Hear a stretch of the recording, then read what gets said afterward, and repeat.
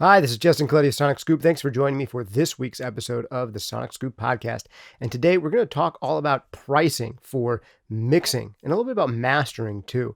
I had a question come in from a mastering client of mine, and he was like, "Be real with me, bro. Can you tell me how much I should be charging for a mix? You've heard the quality of the stuff that I'm doing. How much do you think I should be charging?"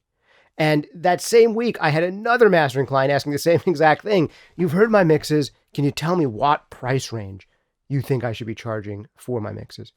And if this question comes up twice from my clients in 1 week, I think it's a question that's probably out there in the general Sonic Scoop podcast audience. So I want to take this episode, give you a chance to tackle that question with me. I'm going to give you some ways of thinking through this, as well as just some pricing that I know of that's out there. And let's get right into it. The only thing I need to do is the briefest shout outs to our sponsors.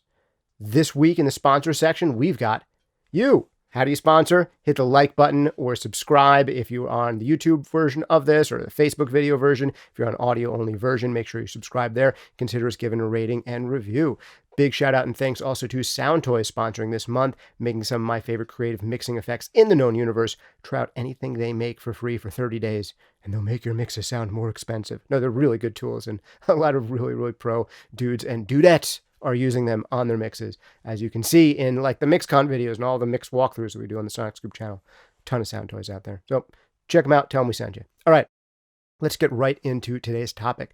How much should you be charging for a mix? And if you're on the other end of it, how much should you be paying for a mix if you're a musician? Okay, good set of questions. Now, let's get the obvious out of the way first. The minimum price for a mix is $0. Right? There are people out there who'd be willing to mix for free just for experience. In fact, the minimum price for a mix is negative amount of dollars. Like people, in some cases, would be willing to pay you money to mix your stuff. And that's exactly what happens in audio schools. There are people out there who are paying money to mix stuff. And in courses as well, people actually, in some cases, will pay money to download stuff, sometimes to enter competitions, to get, mix feedback. So there are cases where people would even pay to mix rather than be paid to mix. But if we're talking about people doing this sustainably for a living, where you want to do this sustainably for a living or even just as a sustainable side hustle, or you are someone who wants to hire someone who devotes enough time to this that they actually do it enough to be good at, I generally recommend that the lowest a mix should probably cost, where that's the goal, $200, $250, something like that. Now, the price will go way up from there. And there are people mixing to this day who might charge $2,000, $4,000, $5,000, even $10,000 for a mix. Is not unheard of. Although maybe it's heard of slightly less often now than in the days of major label dominance and, huge recording studios. And there are also people who do surprisingly good work who might only charge $100 or $150 a mix. So let's break it down into tiers. There's that first entry level tier of I'm basically charging nothing because I don't have chops yet and I want to build a reel. I'd recommend that you almost never charge nothing when you're starting out and always charge something, even if it's a stupidly low price. Like you'd lead with the idea of I'll mix this 10-song album for you, and someone who's reasonably competent should probably charge you at least bare minimum $2,000 to $2,500 to do that, but I'm going to do that for $400 because I've never mixed an album before.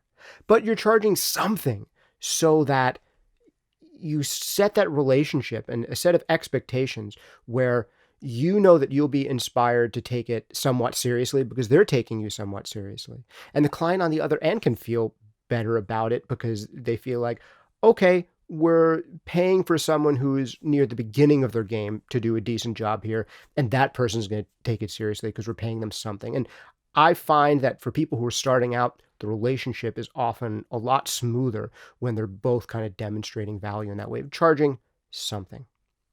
The next tier up from that, when people start to take it a little bit more seriously, but they're really hungry for work and they have more time than money and more time than work, you'll find people who charge $100 and $150 per mix. Again, I think that's pretty inexpensive. And in most parts of, say, the developed Western world, that's going to be too inexpensive for someone to really make a sustainable income off of. Then we're into the next tier where people are starting to charge $200, $250 a mix, something like that. And this is where I think people are starting to get potentially serious and starting to turn this into not just a kind of like one-off hobby thing they're doing but getting paid a little bit for, but starting to say, okay, I'm in a price tier where I can take this seriously and devote more of my time to it, and I'm building towards doing this for a career or significant part of my income. And you'll find competent people in that area. But where I find that you are going to get mixes that are of the quality where it's like, wow, that sounds like my favorite records. That sounds great. Those people, I think, are usually able to charge at least $400 to $600 per mix. This is in 2021 dollars, so if you're listening to this years from now, maybe the prices will be different. But actually, both of the people who were the mastering clients of mine who were asking how much they should charge, I told them both, you're in that range where I think if you charged $400 to $600 for a mix, someone who'd be willing to pay that and heard these final results would be totally satisfied. Your mixes sound really good. Now, one of those two clients, I gave him the advice that, in this one genre, you gave me a record with kind of two genres in it. And in this one genre that you really understand very well for these types of songs, you're easily in that 400 to 600 category.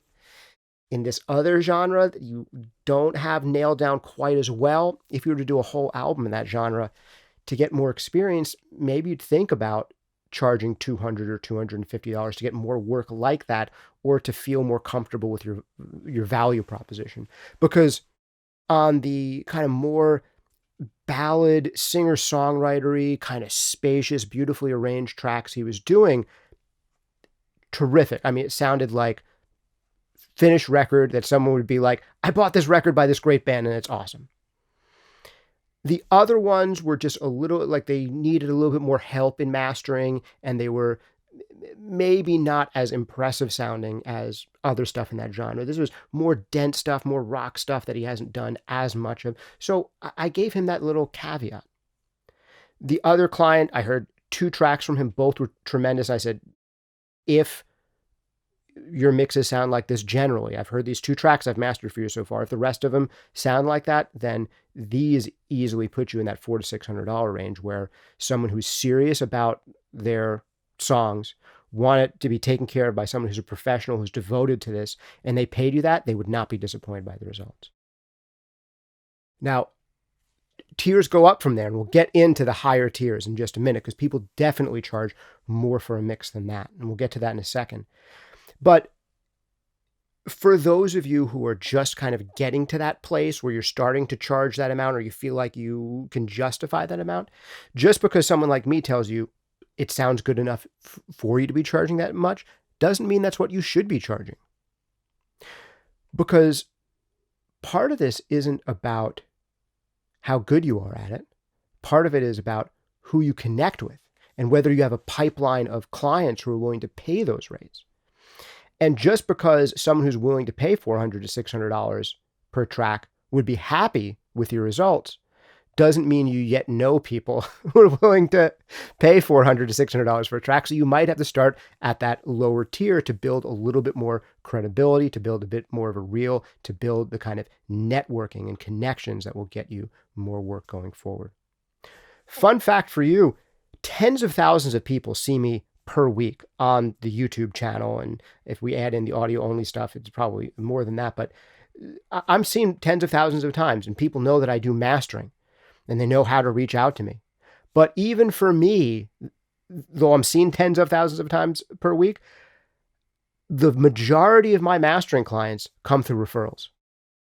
I do get clients, and a good number, who say, I saw you in a video I could relate to, I liked your vibe, I heard this thing that you did and it sounded great, I want to book you for a session. And I do get sessions that way, but I'd say the lion's share of them actually come from other satisfied clients. They may not know me from Adam from the YouTubes, but they say, my friend mastered a record with you. It sounded great. He really liked the process. He thought you were a dream to work with. I want to work with you too. And that's where the majority of my clients come from. And it's absolutely going to be where the majority of your clients come from. So building up that referral network and starting maybe a little cheaper then you can justify to help get that going. Totally reasonable thing to do. But you should also think about graduating up in rates as you can. Also, a funny thing happens when you start charging more money. You start to get people who already have better sounding records coming to you, so your mixes sound better. And it's like this virtuous cycle. It's this self-fulfilling prophecy where now you're working with the artists who are willing to spend at least $400 to $600 on mixing their tracks. Well, you're getting people who took it that seriously when they were recording the tracks, when they were getting some acoustic treatment for the room that they're in, if they're in, their own home studio, or who just took their craft seriously in writing these songs, or in getting help from arrangers or session musicians or singers or producers or anything like that. So as you start charging more, your work starts sounding better because you're getting better stuff to work with.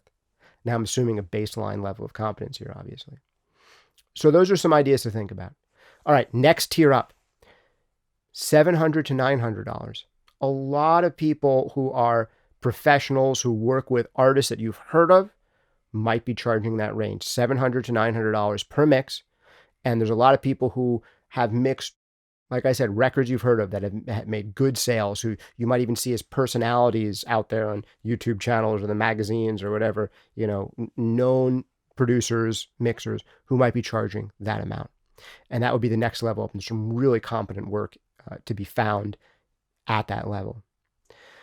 Up from that, I think you've got the $1,000 to $1,500 range, where you're talking about really serious mixers in a particular genre, or really serious people who are in analog studios who their clients know that it costs a little bit more, but they want to work in that way, so it's okay for them. And you'll find a lot of good people working in that $1,000 to $1,500 range. And then finally, there's a range of $2,000 and up.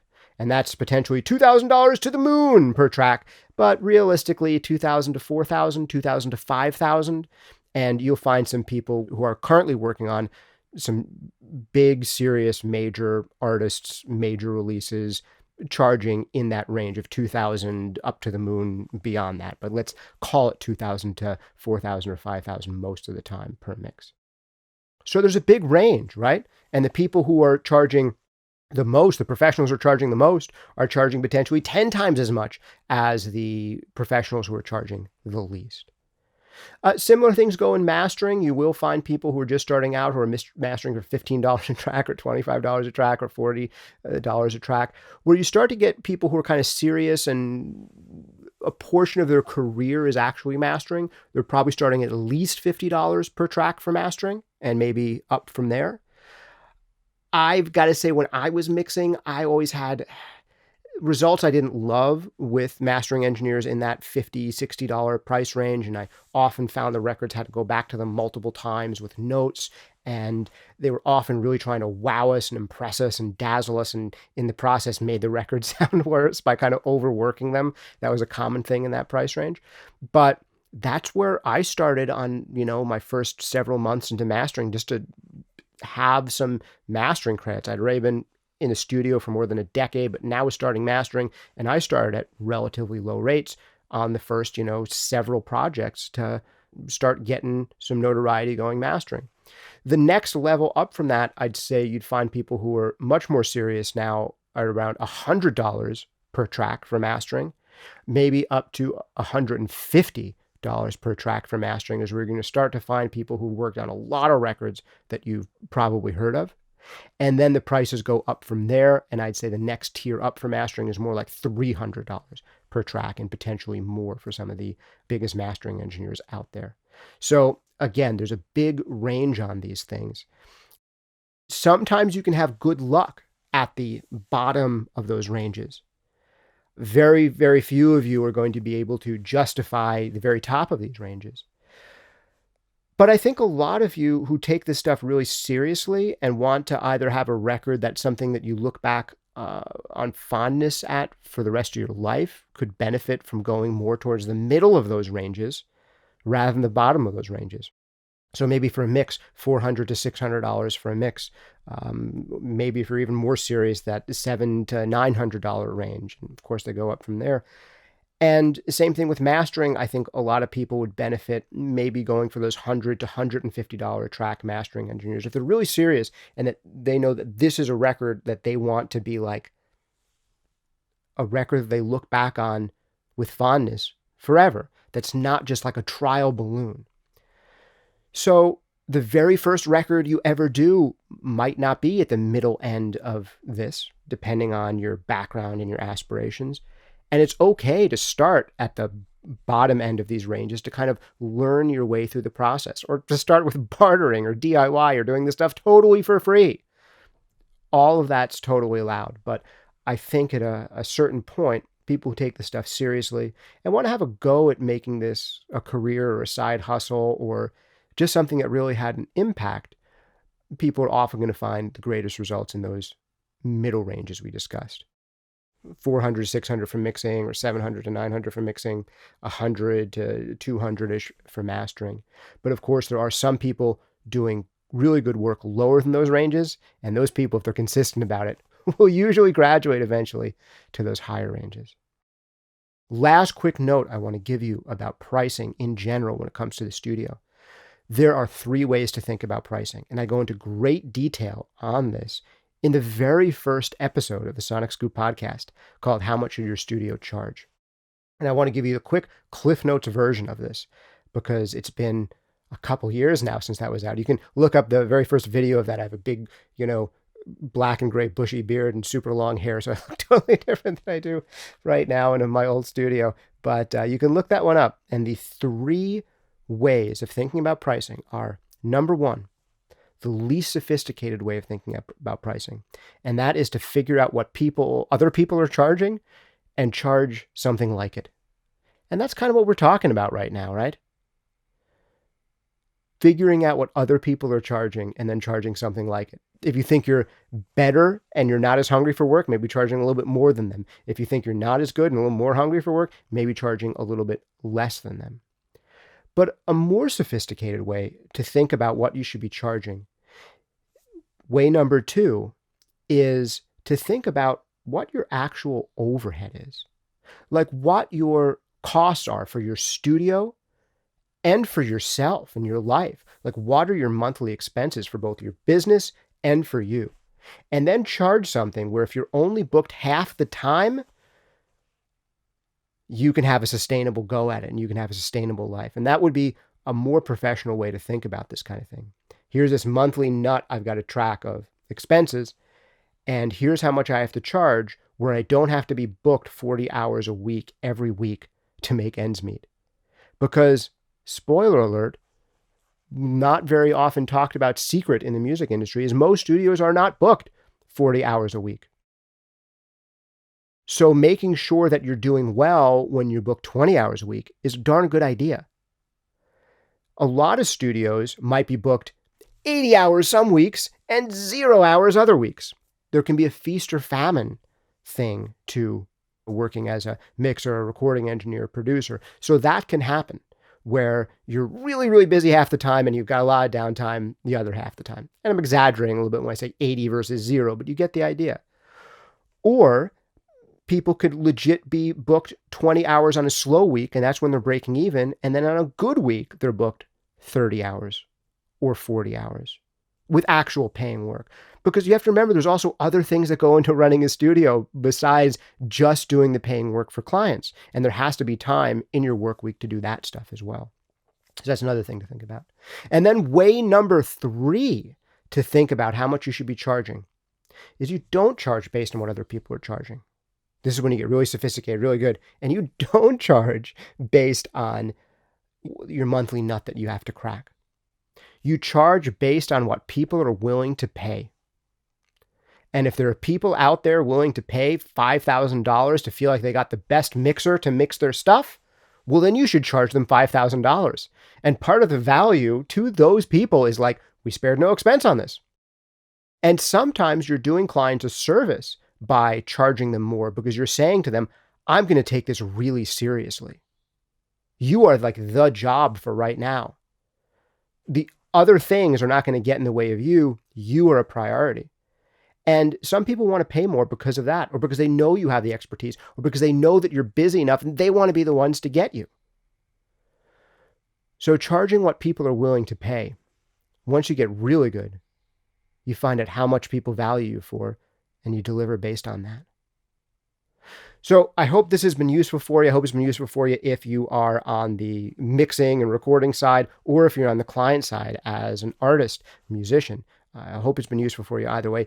Give me some comments in the comments down below. How much do you charge? How much do you think a mix should cost? What have people charged you for a mix or a mastering session before? And did you think it was worth it? Do you think it was too much, too little? Have you ever been in a situation where you really felt like someone should have charged you less, or where you felt like they should have charged you more? I want to hear about it in the comments down below. If you prefer to email me, you can shoot me an email, podcast@sonicscoop.com. If you want to go even deeper with me, I got a couple things for you. I have a full-length course called Mixing Breakthroughs. That's like a mix coaching course that will give you a roadmap to mixing successfully. Definitely check that out at mixingbreakthroughs.com. If you're more interested in mastering, my full-length mastering course is called Mastering Demystified. It's one of the most useful things I've ever done. Teach you everything I know about mastering in that course. They're both super affordable, money-back guarantee. But if you want something for free, I've also got a free mixing workshop. You can check it out at SonicScoop.com/mixhabits. That's SonicScoop.com/mixhabits, where I give you the 5 habits of all of the truly great mixers out there who I've interviewed, worked alongside, seen work, studied, all of that stuff. Check that out, SonicScoop.com/mixhabits. Or if you want a primer on mastering, you can get that SonicScoop.com/mastering101. That's SonicScoop.com/mastering101. Big thanks again to our sponsors for this week, who include Sound Toys. Sound Toys making some of my favorite creative effects in the known universe. Check out anything they make for free over at soundtoys.com for 30 days. Thanks for hanging out with me. This has been Justin Colletti of SonicScoop. See you next time.